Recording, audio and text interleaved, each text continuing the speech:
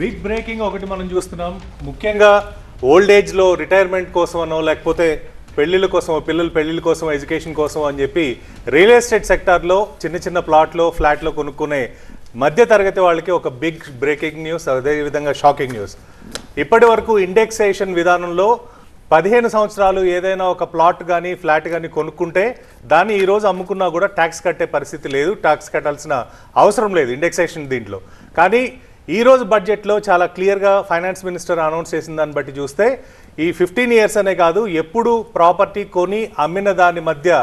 Difference ఏదైతే ఉందో ఆ డిఫరెన్స్కి 12.5% ఇన్కమ్ ట్యాక్స్ కట్టి తీరాలి అని చెప్పి చాలా క్లియర్గా చెప్పారు. డిజిటలైజేషన్ అయిన తర్వాత ఒకవైపు ల్యాండ్ రికార్డ్స్ కావచ్చు, రిజిస్ట్రేషన్ ఆఫీసర్స్ కావచ్చు, ఇవన్నీ డిజిటలైజేషన్ అయిన తర్వాత ఇన్కమ్ ట్యాక్స్ ఇప్పటివరకు ఇన్కమ్ ట్యాక్స్ ఫైల్ చేయని వాళ్ళు కూడా ఈ పరిధిలోకి వచ్చే అవకాశం చాలా క్లియర్గా కనిపిస్తుంది. సో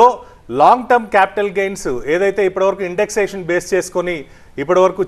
చార్జెస్ లేకుండా చూస్తున్నారో, షార్ట్ టర్మ్ అయితే కనుక అంటే 2-3 సంవత్సరాల్లో ఏదైనా ఒక ప్రాపర్టీ కొని అమ్మితే దాని మీద 20% ట్యాక్స్ ఉండేది, దాన్ని 12.5%కి తగ్గిస్తూ ఏమీ లేని జీరోని కూడా 12.5% అంటే 12.5%కి తీసుకెళ్ళడం ఒక బిగ్ బ్రేకింగ్ కింద